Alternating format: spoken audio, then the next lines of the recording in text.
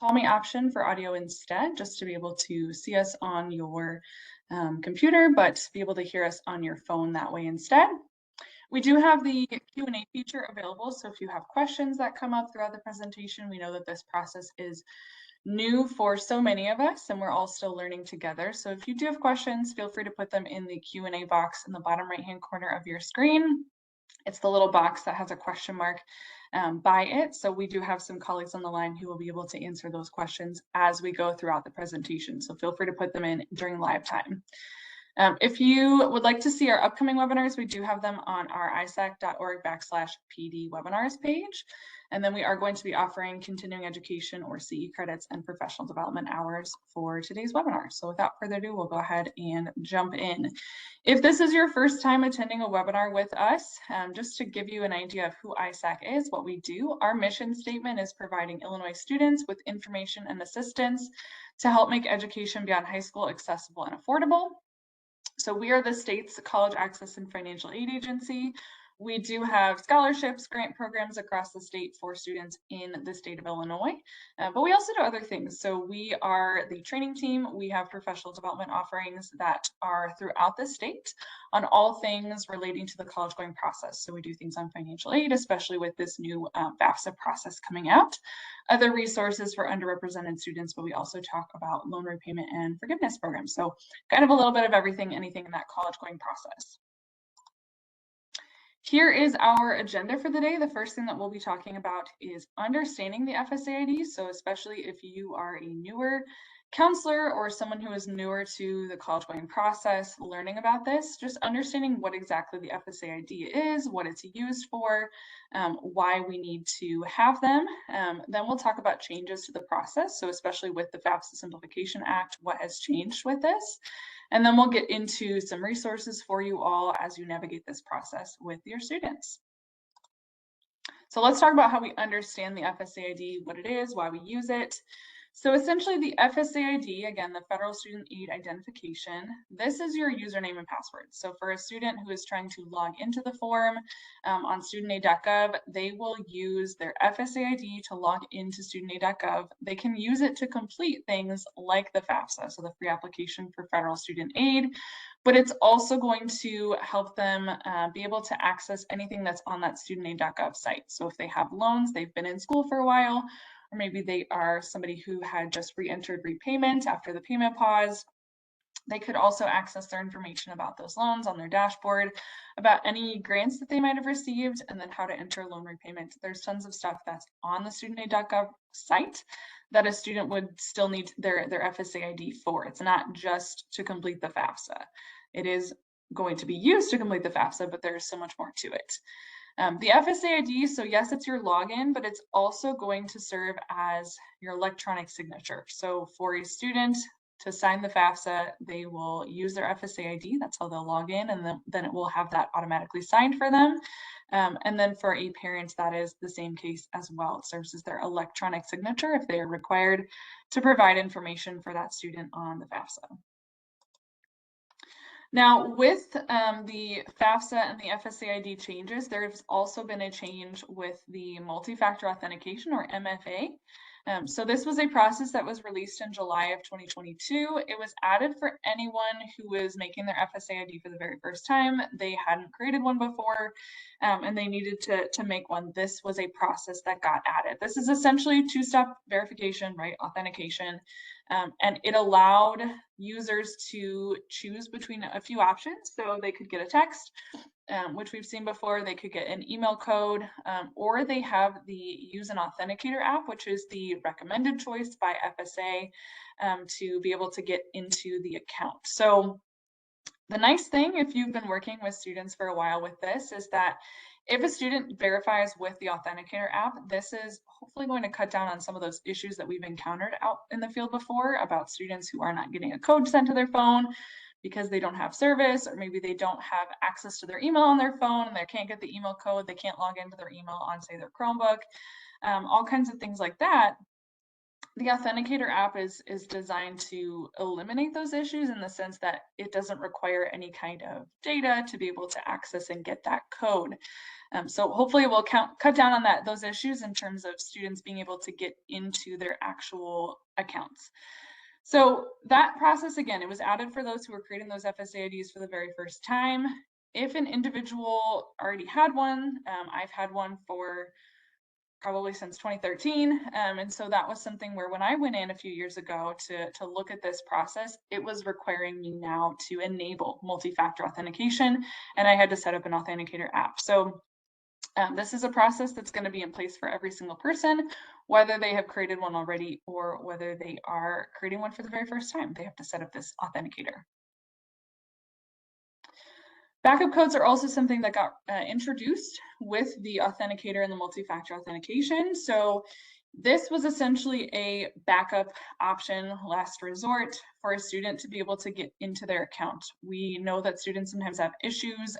We have issues, right, getting into our own accounts in terms of remembering passwords, resetting usernames, things like that. And so a user now has an option, rather than sending a code or rather than doing the challenge questions if, say, they don't remember the challenge questions, or maybe they don't have access to that email or to that phone number anymore.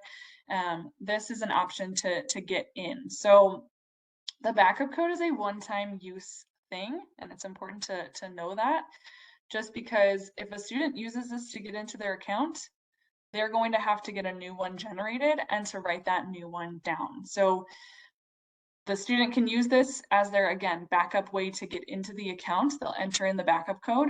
Then it will tell them, okay, you have to have a new one generated, right? This is only a one-time use thing.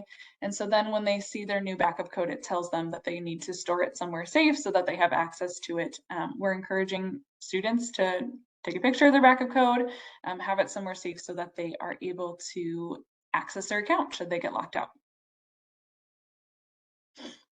One of the other changes that we're seeing with the FSA ID, and something that just to understand in terms of having an FSA ID in general, is that everyone now is going to need one. So this is going to be a standard across the board.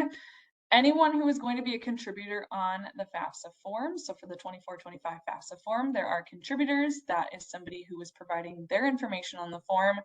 So say that that's the student being the main contributor, and then the parent, if the student is required to provide parent information, they will both need their own FSA IDs to go ahead and complete their own sections. So that is something that we are seeing as a change and will be the process moving forward. If a parent is providing their information on the FAFSA and they are married but they file separately, or if both of the student's legal parents are living together but they're not married, both of those parents are going to need an FSA ID. The reason for that is because there is a new piece to the FAFSA that requires parents and students and anyone providing their information to grant consent for their tax information to get transferred over to the form. So the student has to provide consent for their tax information to get transferred over, and the parents have to provide consent. Now, say that the parents filed married filing jointly, that is just one tax return that has to get transferred over to the form, and that is why if a student's parents filed married filing jointly and they are both putting their information on the form, one parent just needs to sign in, because they can pull that information and then that parent can then put in the information for that other parent. So if a parent does not have a social security number, they will still need an FSA ID. And that is one of the changes to this process. Probably the biggest change that we're seeing to this process is how a parent who does not have a social security number is going to create an FSA ID. But again, everyone needs one moving forward who is providing information on the form as a contributor. So we are encouraging parents, students, right, to create their FSA IDs before the FAFSA gets started. Okay, it is possible to still make that FSA ID the same day that the family starts their FAFSA, but we are encouraging students, if they have the time before, say, a FAFSA workshop is scheduled, to set up that FSA ID. It's going to minimize some issues later on down the road with completing the form. We know that there are issues happening right now with completing the form in general. So if there are Students who say, you know, maybe your school is waiting to do a FAFSA workshop until later in the month when things hopefully settle down.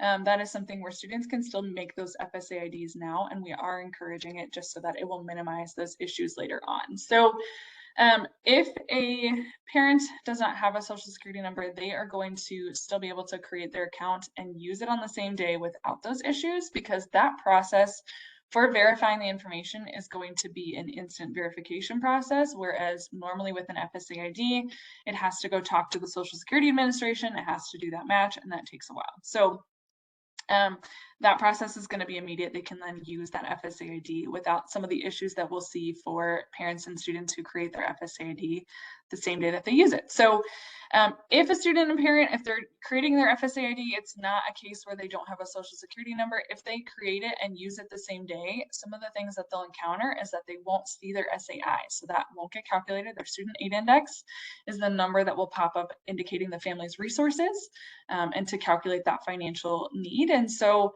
that's not going to get calculated if they create that FSA ID and use it the same day. A Pell Grant is not going to be shown. This is an estimate. It won't be shown for them. But that FSA ID processing, that should take 1 to 3 days. Again, it has to talk to the Social Security Administration to get that match to happen, so that then that information can get transferred over and they can get their SAI and their Pell Grant estimates. So now that we have some idea of what the FSA ID is, why we need one, let's talk about the changes that we're seeing with this process. So we're going to walk you through how to create an FSA ID. So Federal Student Aid, they have updated the account creation page very minimally, I will say. It looks pretty similar if you have created an FSA ID in the past. It's going to look very similar to what you are used to. So you'll be creating an account. The Get Started option, the one thing that gets added here is that you'll see the what you'll need box says social security number if applicable. And that is because now everyone can create an FSA ID regardless of whether or not they have a social security number. So typically before, it was something that was required just because of that Social Security Administration match to verify identity. But now it is not going to be required because it says if applicable, and there is an alternative process. So again, looks pretty similar to what we're used to, just with a minor change there. So once you get into the actual FSA ID process itself, into logging in or creating your FSA ID, it's going to ask for some demographic information. So again, this is going to look pretty similar to what you're used to if you've worked with a family to create FSA IDs before, worked with a student, created your own FSA ID. It's going to look pretty similar to what you're used to. It's still going to be personal information, a lot of that same information. So the change is going to be that you'll see now there is a box that says if a parent doesn't have a social security number, they can select I don't have a social security number.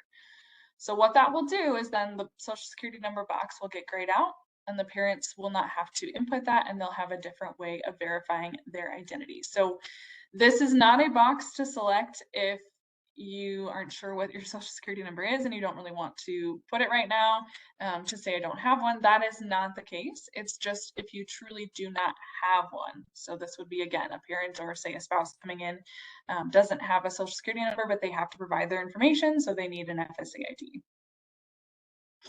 Then this box is going to pop up. This is kind of a warning screen, just letting the parents know, hey, your account is going to be limited without your social security number. So if you think back to what we were talking about, this is not just an account for the FAFSA, right?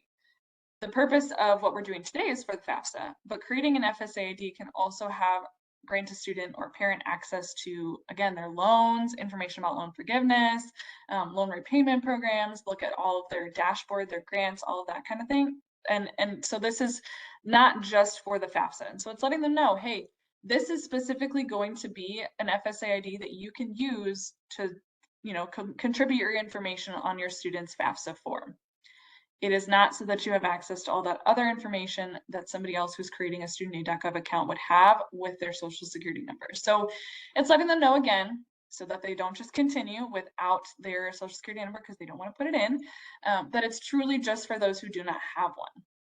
So only to continue if they fall into one of these two categories of I'm a parent or spouse of a student who's applying for aid and I do not have a social security number, or I am a citizen of the freely associated states and I need to complete the FAFSA form online. So this would be for students who specifically are from the freely associated states, they will go through an alternative process of getting basically a pseudo social security number to complete the form because they need to do it online because, say, their institution is requiring that. So it's going to have only these two options. And then if those two apply, right, or one of those two apply, then that's something where the parent could continue on. But it does pop up with this warning box to just eliminate students going through or parents going through and adding this information because they don't know what their social is at the time. The next step is going to be, if a parent does not have a social security number, they are going to report their email and their mailing address. So this is going to be required to report this mailing address. And it also is similar to what we know about FSA IDs in that one email address per FSA ID, okay? There cannot be overlap. If there is, say, a parent who's creating an FSA ID and they don't have an email, that's something where maybe we can sit down, work with them, show them how to create one, because you cannot use the same FSA ID email that your student is using for their FSA ID. Okay, so it has to be separate, and we do recommend that it is a personal email and not a work or school email for those parents or for students, just because that is something that they'll need to have access to in later years when they may not be at that school or may not be at that job anymore. So the mailing address is going to be required. They will see an error message if they don't provide that mailing address because they either need to provide a social security number or a mailing address. That's to verify the identity. It's the first step in that process of verifying the identity. And so they'll get that error message of saying, hey, you can't continue unless you have a social security number or if you have a mailing address. If you want to continue to create this account, you do need to enter in one of those two things. Then they're going to see these knowledge-based questions. So again, this process is just for those who do not have a social security number. It's going to be the same process if you have one. This is the last step in this process. They're going to see these questions that are basically going to be asking about their identity, knowledge-based questions. They come from credit bureaus, so they're TransUnion questions, but there's no credit check that's completed. It's not a soft check, it's not a hard check. There's no credit check associated with this. It's going to ask them 1 to 4 questions, depending on what they need to verify that person's identity, how far they need to narrow it down, and they need to answer all of them correctly in order to be able to proceed. If they answer them incorrectly, there's going to be a different process that has to happen.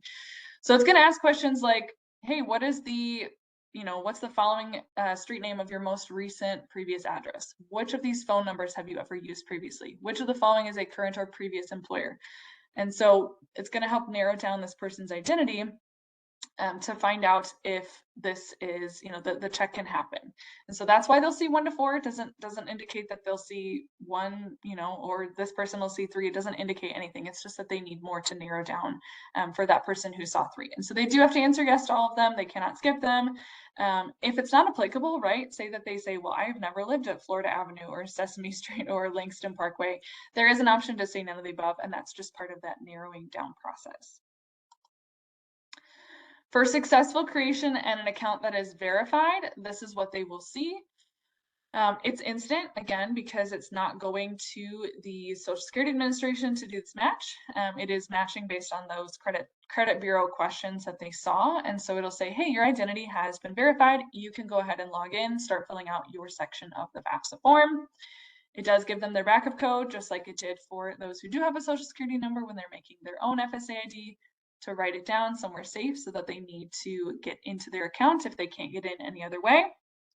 And they can just get right into the form because that's an instant verification with that. Now, for some families, this is what they're going to see instead. And we are seeing this a lot more commonly with a lot of families right now. I will say most of the issues that we're seeing with FSA IDs right now are with parents who do not have a Social Security number.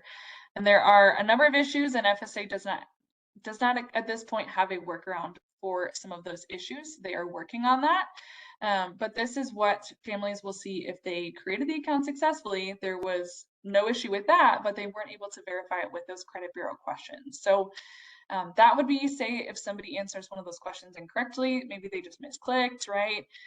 That information is not going to get verified. So they will have to contact FSA to verify a different way by submitting some documentation.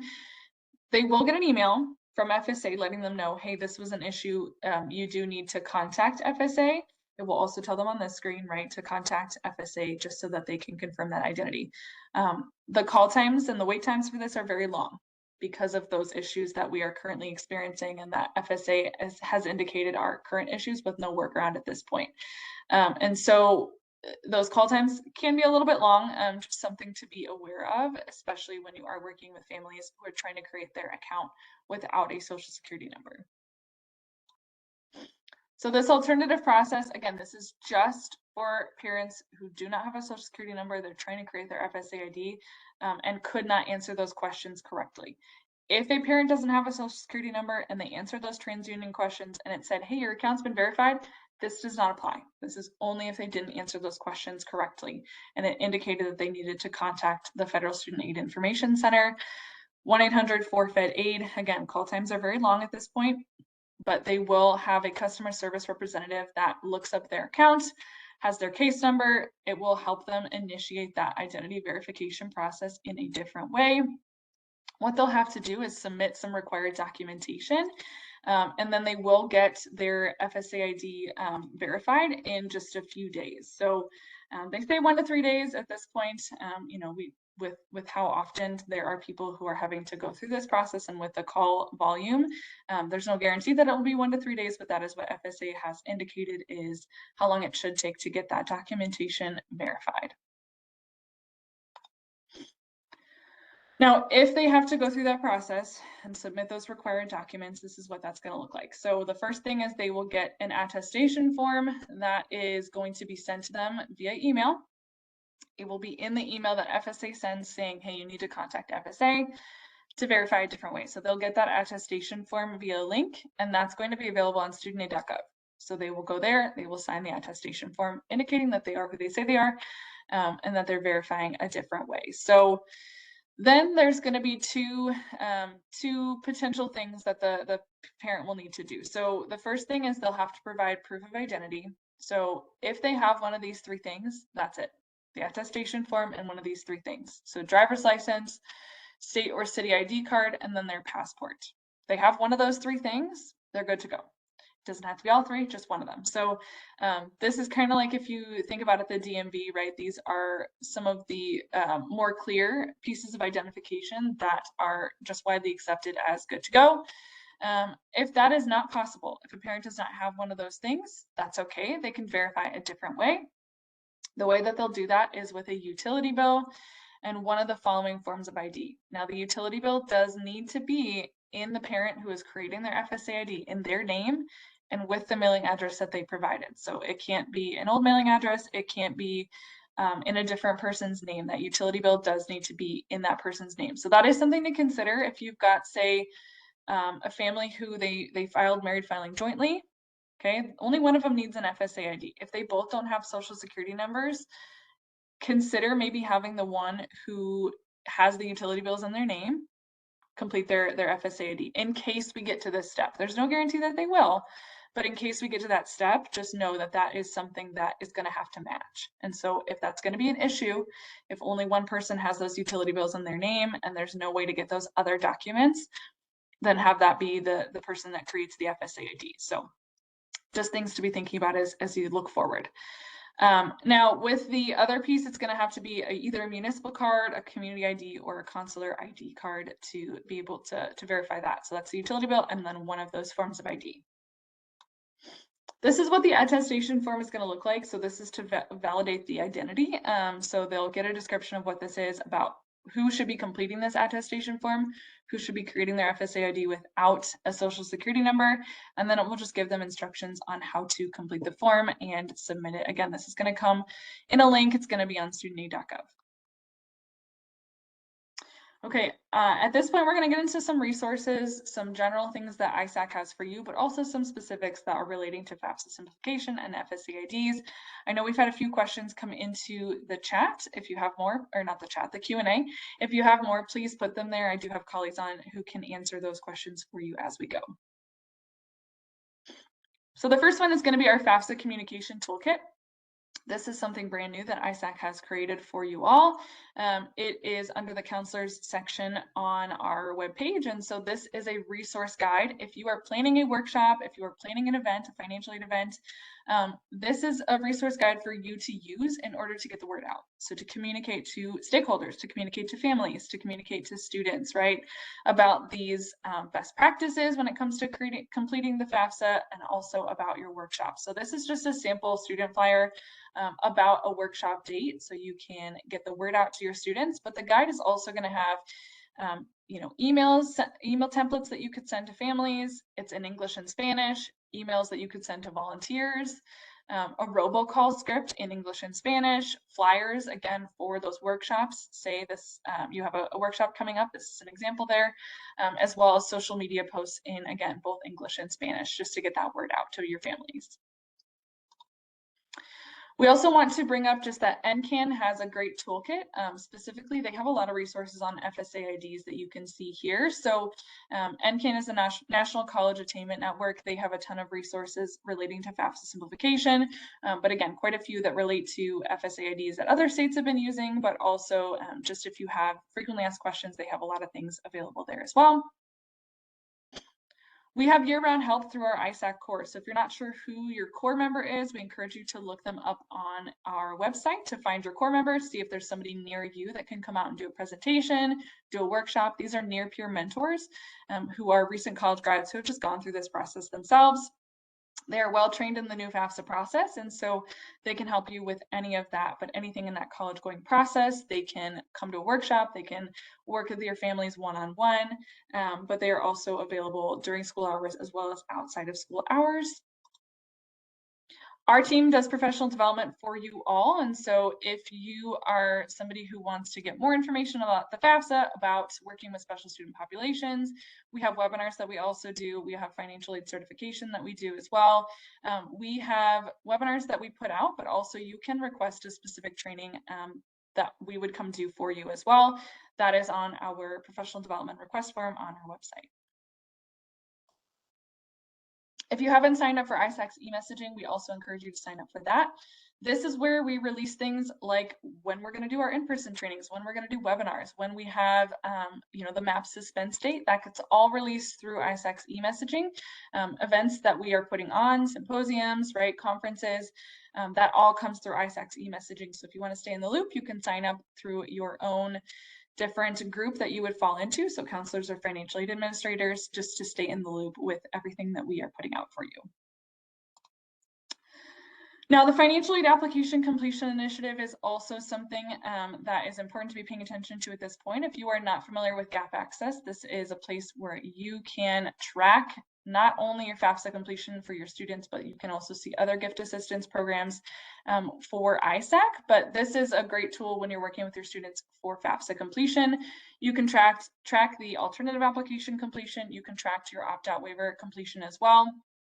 That is all going to be within Gap Access. We do upload rosters for you that we get from ISB so that you can meet that FAFSA graduation requirement.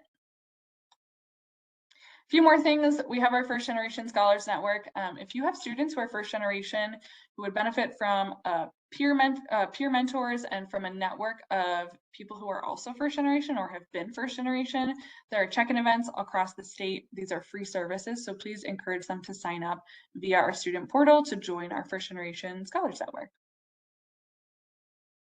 All right, at this point, we are going to open up the chat. My colleague is going to drop in the CE and PD survey for you. Please do provide your feedback for today's session by completing that evaluation. To request those CE credits or PD hours, you do need to put in your, you need to complete this by 4:30 on Thursday the 18th. So you got a couple days there. If you are requesting PD hours, we do need you to submit your Illinois Educator Identification Number or your EIN. Again, this is located in the chat. This is not something that's going to get sent out to you via email. You do have to access it in the chat in the bottom right-hand corner of your screen. And then we will follow up once you've completed that form with the completed CE and PD forms. But again, only if you've completed the evaluation that is in the bottom right-hand corner in the chat. Thank you so much for joining us this morning. If you have questions, please contact the professional development team at isac.outreachtraining@illinois.gov. And again, sign up for e-messaging if you haven't already. It's a great place to just get resources and anything that comes out via ISAC. Again, thanks for joining us.